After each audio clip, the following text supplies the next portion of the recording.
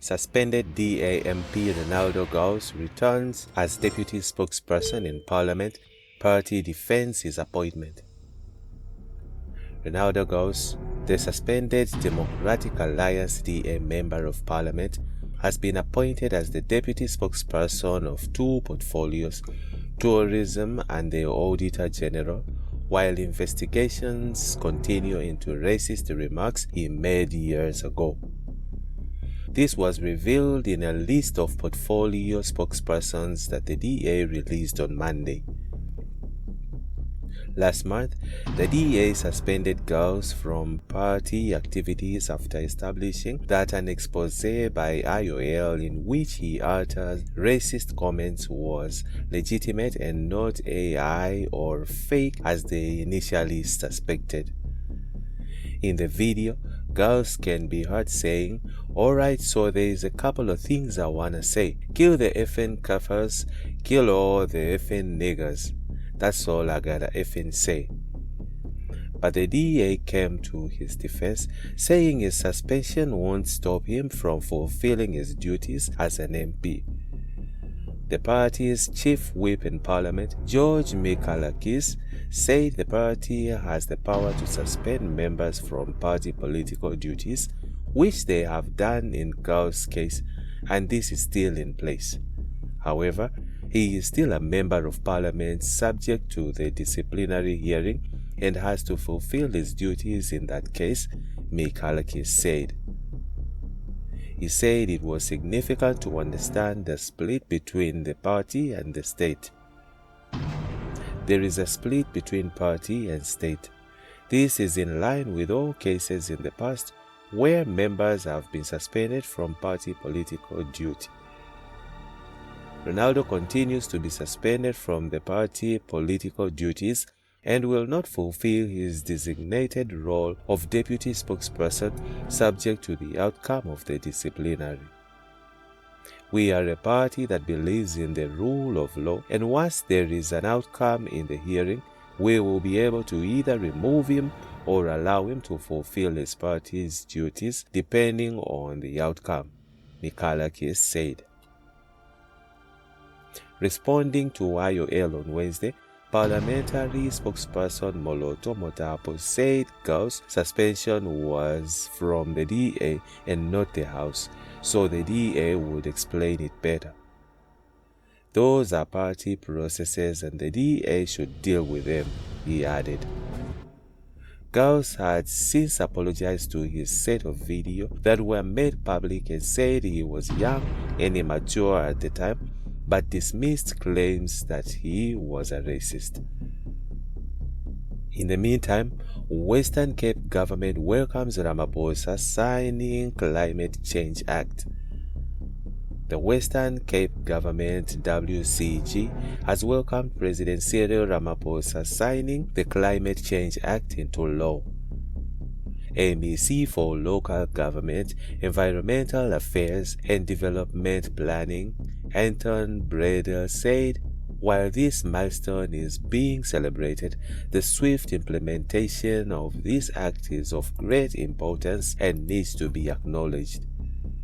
This legislation underscores our collective dedication to safeguarding our environment, communities, and future generations while capitalizing on opportunities that promote economic growth.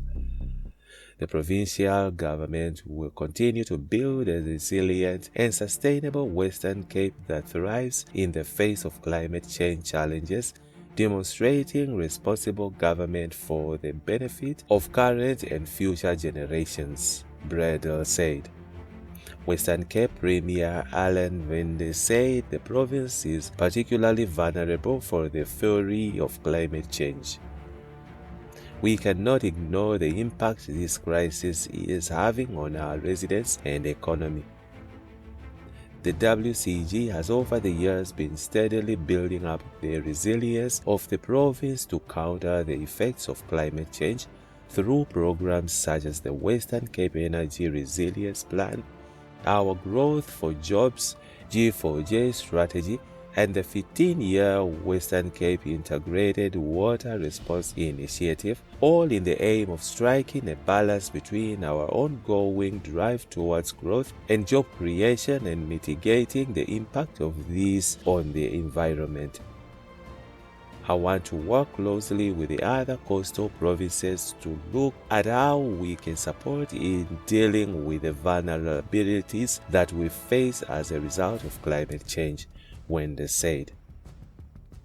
The Western Cape faces a range of climate challenges from prolonged droughts to floods and coastal erosion, which have significant impacts on communities and the environment. We are all critically aware of the impact of the recent weather on so many of our residents across the province. This is the future that we have to plan for now, Wende said. Western Cape MEC for Agriculture, Economic Development and Tourism, Dr. Ivan Meyer said the Act and its signing are the culmination of the enormous collective effort from South Africa climate change experts. The President's endorsement is a statement of South Africa's and Western Cape's commitment to ensuring a sustainable future, particularly a sustainable food basket for all, which is a key goal of the Act. The Act provides a platform for sound policy alignments and set out the functions and agenda for the Presidential Climate Commission. It also provides a roadmap to provinces from responding to the challenges of climate change, be it mitigation, adaptation, or both, Meyer said. The provincial government said it supports the objective of the Act aimed at transitioning South Africa to a low-carbon economy. Working with the provisions in the Act, it said the Western Cape will ensure that policies influencing the provincial ambition to reach net zero carbon emissions by 2050 are aligned, that contradictions are avoided, and that new job opportunities in the emerging low-carbon economy are promoted. Broder said the province is committed to ensuring that vulnerable communities are not left behind during the transition. We prioritize equitable access to resources, education, and opportunities, empowering all residents to actively participate in climate action. Our strategy is based on adaptation and preparedness. We already invest in early warning systems and community-based disaster risk reduction, and now we must step up our commitments to climate-smart infrastructure. And where disaster strikes, we must ensure that we build back better, he said.